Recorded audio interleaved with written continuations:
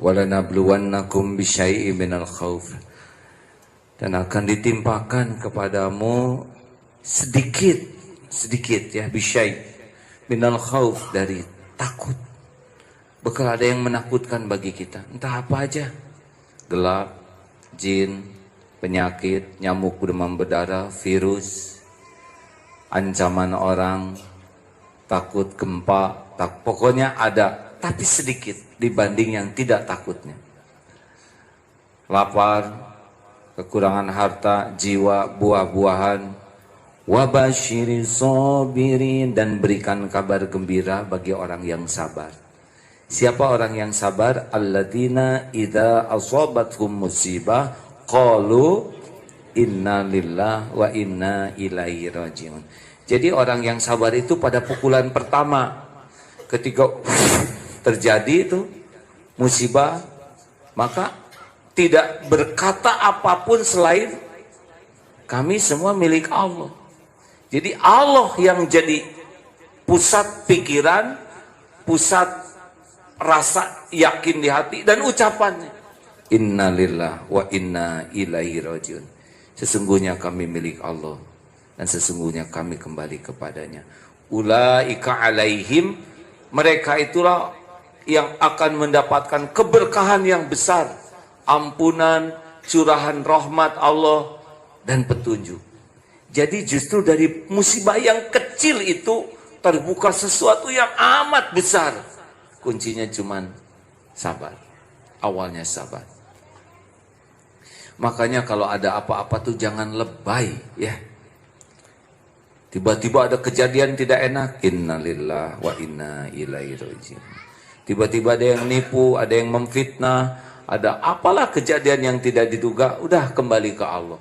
Dan nggak akan terjadi tanpa izin Allah. Ma asaba min musibatin illa biiznillah wa may yu'min billah yahdi qalbah. Tidak ada satupun musibah yang menimpa kecuali dengan izin Allah.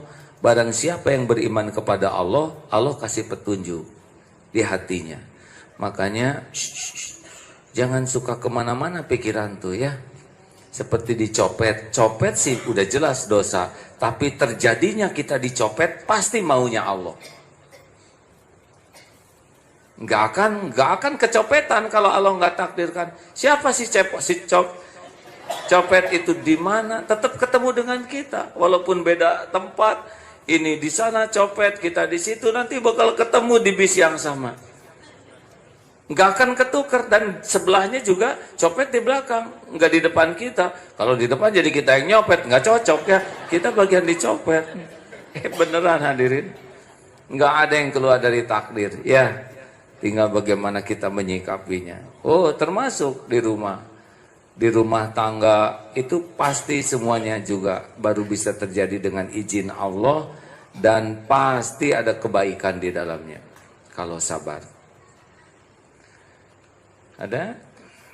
Bismillahirrahmanirrahim. Ma asaba min musibatin illa biiznillah wa man yu'min billahi yahdi qalbah wallahu bikulli syai'in alim. Wa ati'u Allah wa ati'u Rasul fa in tawallaytum fa innama ala rasulina al-balaghul mubin. Artinya, tidak ada suatu musibah yang menimpa seseorang kecuali dengan izin Allah. Dan barang siapa beriman kepada Allah, niscaya Allah akan memberi petunjuk kepada hatinya. Dan Allah Maha mengetahui segala sesuatu. Dan taatlah kepada Allah dan taatlah kepada Rasul.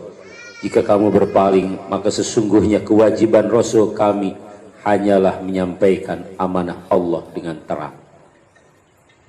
Jadi begitu, ini pertemuan ini juga izin Allah nih. Tapi berpahala atau tidak tergantung niat. Tergantung cara. Siapa yang hadir ke sini pasti yang ditetapkan Allah untuk dapat ilmu ini, dia ketemu sekarang di sini. Apa yang harus dapat pasti dapat. Tapi jadi pahala atau tidak tergantung niat dan caranya. Nah, Allah tahu kita itu nggak ngerti, maka Allah beri petunjuk. Tapi ada syaratnya. Syaratnya adalah wasta'inu bisobri wassalah. Sabar dulu. Jadi jangan kemana-mana dulu hati itu. Oh, ini pasti takdir ini terjadi dengan izin Allah. Pasti ada hikmahnya. Pasti baik. Pasti sudah diukur oleh Allah. Walaupun pahit sekali, tapi pasti baik. Pasti baik. Walaupun dengan nasnya lekit, dalam cekot, aduh, tapi pasti baik. Pasti baik. Karena Allah nggak pernah berbuat buruk. Yang buruk tuh kita buruk sangka. Tidak syukur.